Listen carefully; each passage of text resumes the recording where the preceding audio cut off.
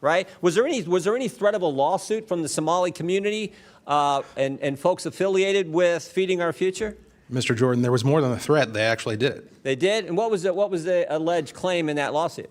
That they were victims of racial discrimination. Oh, they played the race card, huh? All this fraud going on, money going out, and they played the race card. Now, when I talked about not just overlooking it, there was a meeting that took place between the Attorney General and affiliates of Feeding Our Future. Is that right? That is correct. And what happened at that meeting? Do we know? Yeah, we do, because we have it on tape. There was an audio recording made at that meeting that was entered into evidence in the Feeding Our Future trial, and it was later revealed through work from Center of the American Experiment, the full recording. And my observations of what took place in that meeting was that Attorney General Keith Ellison was focused on one thing and one thing only, and that was keeping these folks in business. There were no questions that he asked of these folks about how the kids are doing, the operation, how they're getting fed, who's being helped. Instead, the focus was entirely on ensuring that the money continues to flow. And I'll add that he went so far as to say that he was going to fight these people in reference to the state agencies. It was a moment that stopped the room cold. When Representative Jim Jordan took the floor, the tone of the hearing shifted instantly. What began as routine questioning quickly turned into a jaw-dropping exchange about one of the largest alleged fraud schemes in Minnesota history. Names were confirmed. Convictions were acknowledged. Payments were suspended, then mysteriously restarted. And as the testimony unfolded, Jordan leaned in and delivered the line that summed up the entire scandal. "I've never seen anything like this." The issue at the center of the hearing was Feeding Our Future, a nonprofit organization now tied to massive fraud involving taxpayer dollars meant to feed children. What lawmakers heard next was described as breathtaking. This wasn't just about paperwork errors or administrative mistakes. This was about credible fraud allegations, whistleblowers raising alarms, lawsuits claiming racial discrimination, and political campaign contributions following high-stakes meetings. And the scale? According to testimony, it stretched across multiple federal agencies. What happened inside that hearing room raised serious questions about oversight, accountability, and who benefited while taxpayers footed the bill. Let's break it down. Back, Chair, now recognizes Mr. Jordan from Ohio. Thank you, Mr. Chairman. Mr. Hudson, who is Salim Saeed and Amy Bach? I recognize those names as defendants in the Feeding Our Future trial. They ran Feeding Our Future, is that right? That's correct. And they've been indicted? That's correct. They've been convicted? That's correct. And they're in jail waiting sentences, is that right? As I understand it. Okay, I want to go back, because earlier with Mr. Gill, you said that they overlooked the fraud. I think it's worse than that. I think they helped it along.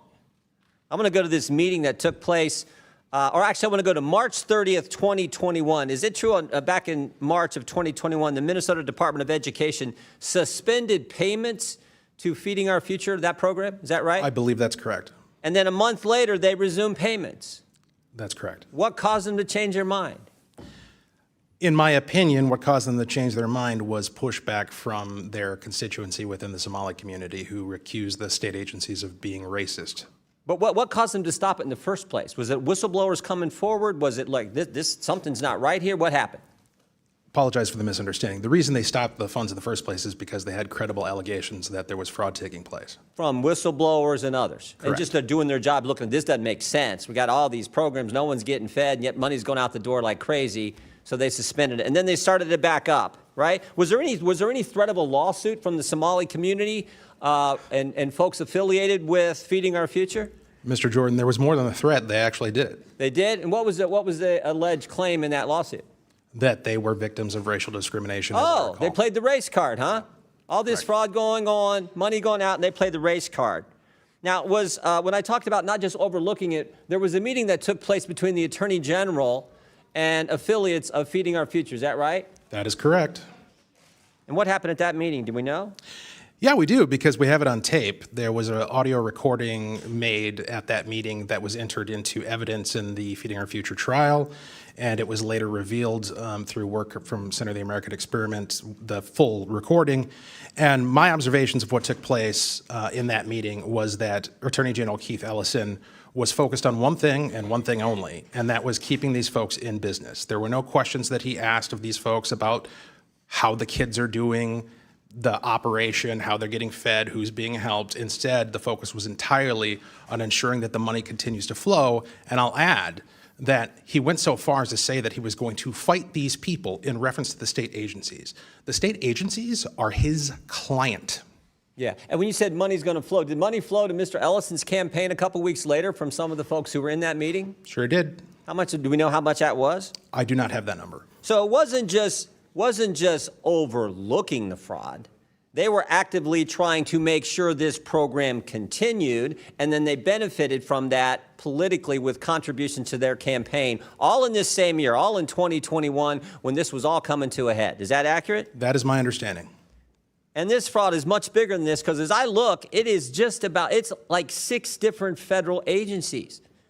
Department of Homeland Security, Health and Human Services, Small Business Association, Housing Urban Development, Department of Labor, Department of Agriculture. In this program and a bunch of others, they were shaking down the entire federal government, it looked like. 6 different federal agencies. I think you pointed out, over the last 15 years.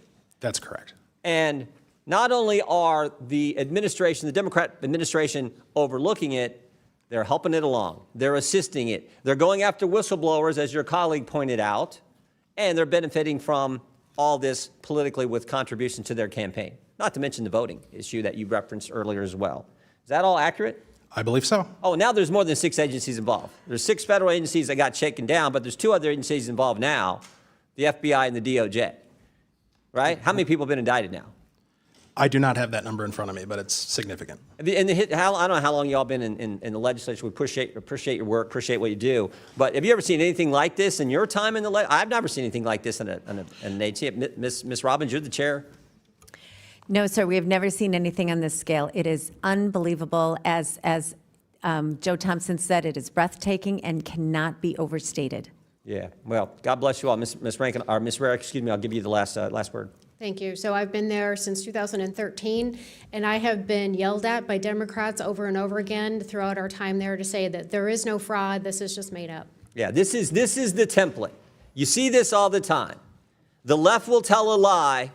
We're feeding kids when they're not, when they're just shaking down the taxpayer. The left will tell a lie. The media will report the lie or not report when the truth comes out. And then when you tell the truth, they call you a racist. It's as old as time. We see it all the time. This is so wrong. God bless you all for coming forward and getting the facts to the people in Minnesota, and more importantly, to the people of this great country. I yield back. Gentleman yields back. Chair recognizes Mr. Lynch from Massachusetts. Thank you, Mr. Chairman. Jim Jordan made it clear that oversight is not optional. It is essential. He did not settle for vague answers or soft explanations. He pressed until the timeline was exposed. By walking through the convictions, the suspended payments, and the sudden reversal, he forced the facts into the open. His questions reflected what many Americans are thinking. How could this happen on such a massive scale? He connected whistleblower warnings, legal pressure, and political contributions in a way that demanded accountability. Rather than allowing the issue to be minimized, he treated it with the seriousness it deserved. When others described the fraud as breathtaking and unprecedented, Jordan gave voice to that shock. He emphasized that taxpayer dollars are sacred, especially when they are meant to feed children. He underscored the importance of transparency in government programs that handle millions in federal funds. By highlighting the role of multiple agencies, he showed that this was not an isolated failure, it was systemic. His insistence on answers signaled that elected officials must protect the public's trust. He made clear that ignoring red flags is not leadership, confronting them is. Jordan's approach demonstrated that oversight hearings are about facts, not politics. He stood firmly on the principle that accountability should apply to everyone involved. In the end, his message was simple and powerful. The American people deserve honesty, and he intends to keep asking questions until they get it.